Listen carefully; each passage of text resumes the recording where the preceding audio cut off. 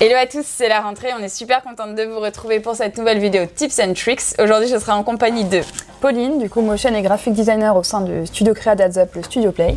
Et Pauline qui vient me prêter renfort parce qu'aujourd'hui, on va vous parler créa et notamment la créa sur TikTok. Yes, du coup, on va vous analyser les best practices de 3 publicités diffusées sur la plateforme et évidemment, on vous partagera quelques hacks pour vous démarquer via les créas sur TikTok Ads. C'est parti? C'est parti!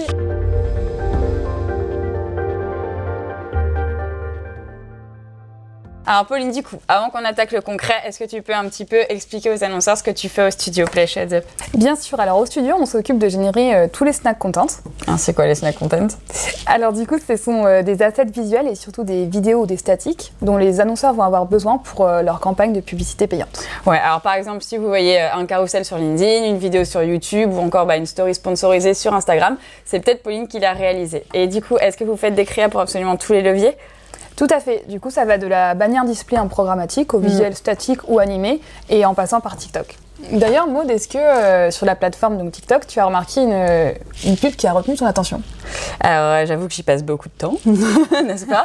J'en arrive au point où je scrolle même plus les vidéos payantes, en fait. Une que j'ai trouvée super native, c'était celle de la marque Puma. Je sais pas si vous l'avez vu passer, ouais. Ouais, tout à fait. Je l'ai vu passer aussi et vraiment, elle est géniale. Pour ceux qui ne l'auraient pas vu, du coup, on vous l'insère juste ici. Et donc, du coup, pour toi, qu'est-ce qui fonctionne dans cette publicité? Ce que je trouve super cool, c'est qu'il joue vachement sur les codes de l'actualité et un petit peu cet effet de newsjacking pour créer l'ADN édito de cette campagne. L'autre atout qui va faire pour moi la différence, c'est le fait qu'ils épousent vraiment les codes de la plateforme TikTok, qui sont absolument pas les mêmes d'Instagram, Facebook ou YouTube. Ils ont notamment misé sur jouer avec un petit peu une campagne d'influence en utilisant des influenceurs de la plateforme. Donc ça, c'était hyper smart. Ouais, je suis totalement d'accord avec toi. Et du coup, si vous voulez vous lancer sur la plateforme en faisant des TikTok ads, c'est hyper important de jouer sur les trends du moment. Ouais, les trends ou les sons. Là, vous pouvez pas vous faire de mal. Les trends ou les sons, c'est normalement une valeur sûre.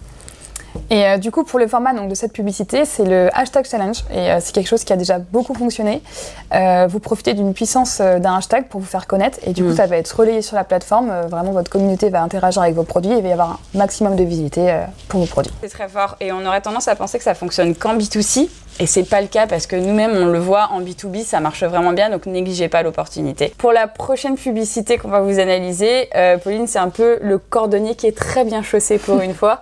Oui, tout à fait, parce que du coup, il s'agit de la publicité de Adobe Creative. Et moi, ça m'a tout de suite interpellée parce que vraiment, on rentre dans un monde imaginaire qui est magnifique, hein, vraiment un storytelling qui a été réalisé de fou. Donc moi, ça m'a tout de suite interpellée quand j'ai scrollé mon feed. Et en parallèle de cette esthétique, ce que vous allez retrouver dans cette publicité, je trouve que c'est vraiment la marque, elle a été maligne parce qu'elle s'adapte 100% à l'audience. Alors ok, elle est là pour interpeller tous les créatifs, mais il y a aussi, on est sur TikTok, un petit code pour les étudiants. Donc vraiment, il s'adresse parfaitement à l'audience. Ouais, c'est hyper bien joué. Et du coup, on reste sur un format in-feed vidéo, donc qui fonctionne très bien sur la plateforme. Et ici, on a un taux de clic moyen entre 1 et 3%. On va terminer donc avec le dernier spot. Il s'agit de la marque Tailywell qui se réinvente sans cesse. Enfin, moi, j'adore. C'est vrai que la mode sur TikTok, ça fonctionne vachement bien. C'est que la marque, elle s'adapte encore une fois aux usages, que ce soit pour le tournage, la musique, le montage. J'ai limite l'impression en fait que dans mon feed, c'est même pas une publicité, tu sais. C'est vraiment hyper natif.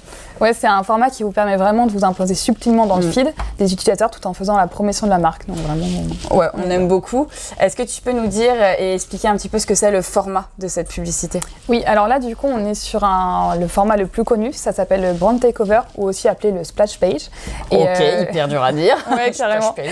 Et du coup, c'est une pub qui s'ouvre quand on ouvre l'application. Donc ça va durer de 3 à 5 secondes. Et ici, le taux de clic est de 10%. Donc c'est pas mal. On termine cette vidéo en vous donnant 5 petits hacks qui fonctionnent en tout cas pour nos annonceurs lorsqu'ils créent des créas pour TikTok.